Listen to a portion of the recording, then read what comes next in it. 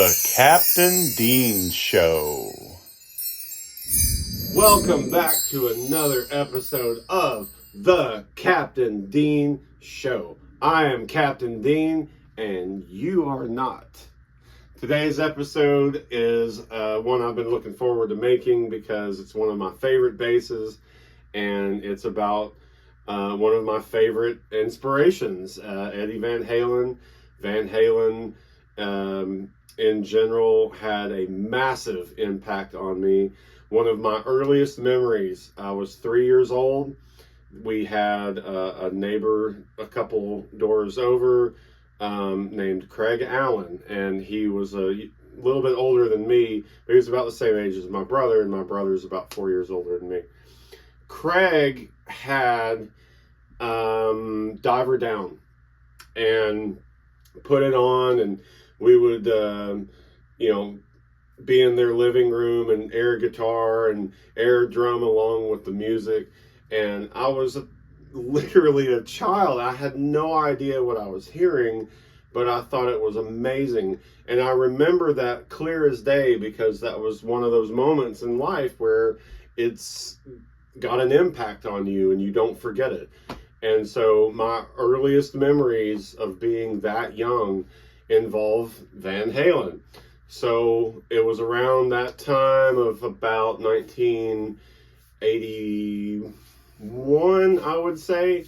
So if I'm not mistaken, he had Diver Down and he had maybe Women and Children First or something like that. But I just remember he put the music on and we would run around the living room and act crazy listening to it. And if I'm not mistaken, and this might be up for debate, I think he had a poster on his wall, and it was the Van Halen 1 pictures where Alex had the smoke and the drumsticks were on fire. Maybe Van Halen 2 era. I really don't know. I was 3 years old. But anyway, I remember enough about it that it had an impact on me. And music just really took a grip on me at a really young age. Craig, being who he was, he had his thumb on that stuff. Like, he understood good music even at a young age of what he was, which at that point would have been like 7 or 8 years old. He introduced me and my brother to Van Halen and AC/DC and the Misfits and loads bands. And I am very thankful every day, Craig, for what you brought to my life as a young child, because it still affects me to this day. But anyway, back to Van Halen. I loved the band. I loved the music. I loved everything about how Eddie was very artistic about his guitar building. And I just, of course, I mean, who wouldn't think that the Frankenstein or the 5150 Kramer wasn't cool? That shit was cool. The Ibanez Destroyer that had the chainsaw cut out and the red and silver stripes, it just cool. It was just awesome to me, and it had a massive impact on me. But maybe that had a lot to do with me making one of these. It also had a lot to do with me building this because around 2007, if I'm not mistaken, when Wolfgang Van Halen joined Van Halen to become their new bass player when David Lee Roth came back, there was a picture of Eddie and Wolfgang on the cover of a guitar magazine. And Wolfgang had a jazz bass that had been routed out and had like the humbucker pickup in it, kind of like a Music Man, and then probably a dead single coil. It was literally a bass version of the Frankenstein guitar, and it was blue with black and white stripes. If I can find that photo, I'll post it here.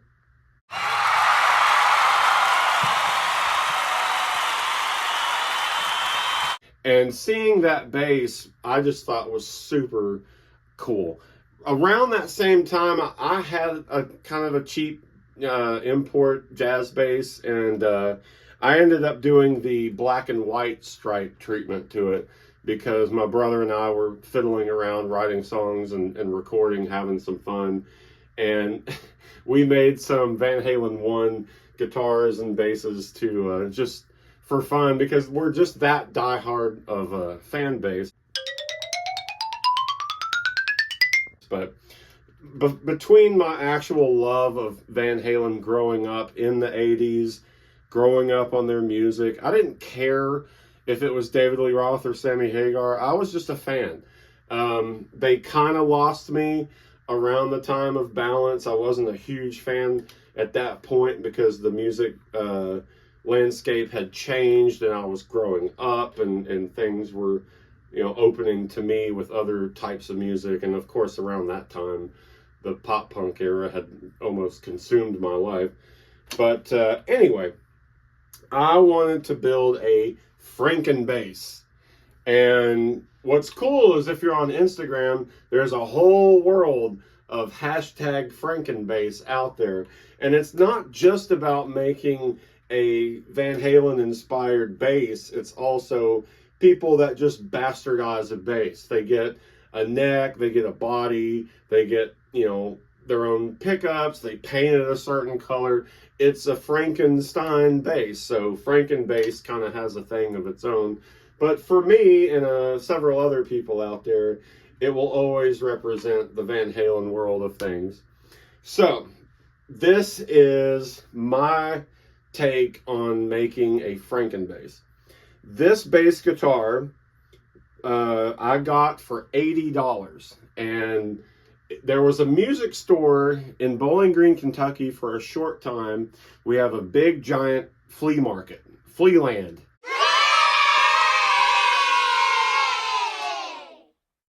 And they had a huge music store in it. And I got to know the owner pretty good, and he was really good. He helped me out a lot when I was still playing drums and buying drum equipment. I was getting a lot of stuff from him at that point. But he had this bass on the wall, and originally it was sunburst with a white pickguard, and it was an Indiana brand. Indiana, my favorite state in all the lower 48.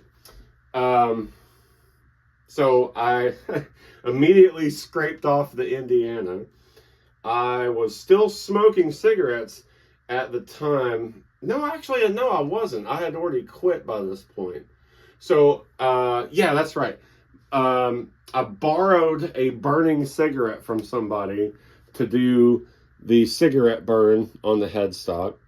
A coworker of mine, when I worked in the apparel print industry, they printed me off this Kramer logo, which I was very proud of, because the headstock in a way looks very similar to when Eddie was around that era of about Diver Down or 1984. The Frankenstein guitar had so many necks over the years, and at one point he had a Kramer headstock on it, and the headstock shape wasn't too far from this one, so it just made perfect sense for me to do that. So leading up to painting this bass, I had already been tinkering in this world for many years, and I had done some really, really bad versions of Van Halen guitars. And around this time when I painted this, I had graduated to getting it right. And so this is actually based on the original Frankenstein guitar. I studied multiple photographs to make sure that the stripes and everything lined up. And of course, being a bass, you don't have the tremolo here. You don't have a pickup here. So the lines and stuff are accurate for flow, but they may not look accurate just because the guitar has a different shape and everything about it, of course. But this is my version of doing that. I put a 1979 quarter on mine to represent this being around the time that we were getting introduced to music, around 79, 80, 81. And so that's why I went with that. And I was 3 years old, which, if you think about it, the number 3 is my favorite number. So I was 3 years old in 1979. So there's that. So this is, again, the pickups are stock, actually. This is what came on that Indiana bass. And all I did was I cut the pick guard, painted it black, and did the tone knob. And it literally is a bass version of that. When you do these, in case anyone out there's never done a Van Halen guitar before, if you're going to do it accurately, you do what shit, I was going to tell you wrong. You do black first. So you paint the body solid black, and then you stripe it, you paint it solid white, and then you stripe the white and paint it red. So that's the 3-tier paint lesson on how to do a proper Van Halen. If I had the right picks, I would have done like VH picks, or at this point I've got a lot of my own custom picks made, so I may one day change these out. But the white Fender heavy picks I thought were pretty cool for just decoration and stuff.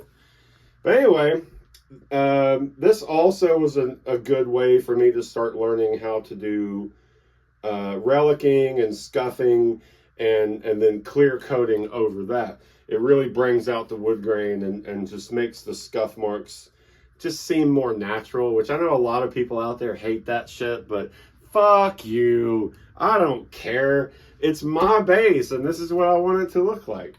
As far as the back goes, I found some various reflectors in hardware stores. This one actually came off of a old delivery van I used to drive that was about to be sold, I guess.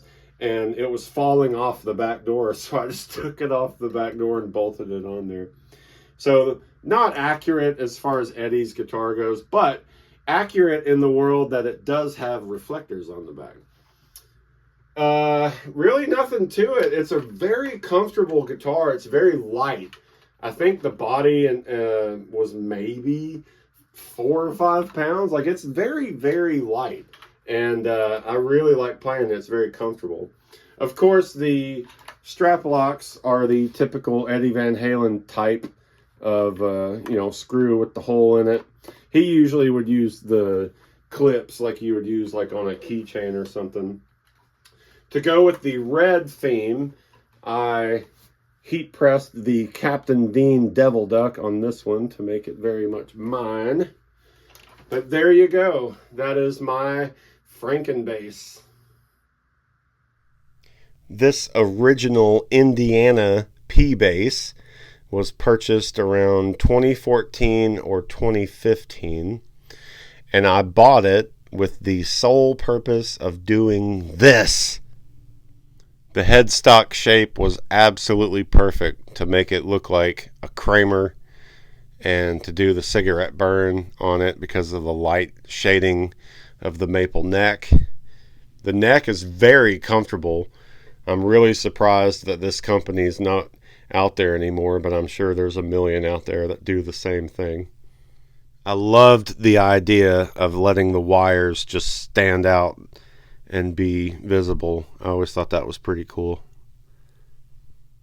This was one of my better days of learning how to do scuffing and relicking and all that kind of stuff. And I was very happy with the way it turned out. This is mainly just using sandpaper and some scuffing with maybe the edge of like a knife or some scissors or something like that.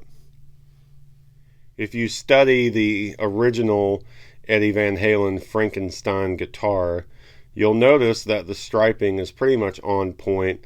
There's a couple of areas where I shouldn't have taped out for the black, but I tried to be as accurate as I could. I don't play it on stage very much, but when I do, it gets a lot of attention. So if you or anyone else is interested in getting some sort of EVH-inspired artwork done, or if you want a replica Eddie Van Halen style without spending thousands of dollars, I'm your guy. Roll that beautiful montage footage.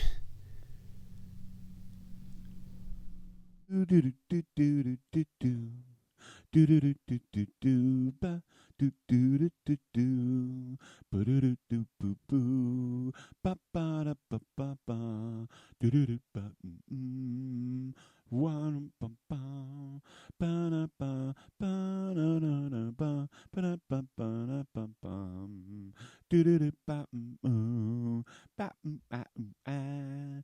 Do-do-do-ba-do-do. Do-do-do-do-do-do-do. Ba-da-da-ba-ba-ba-da-ba.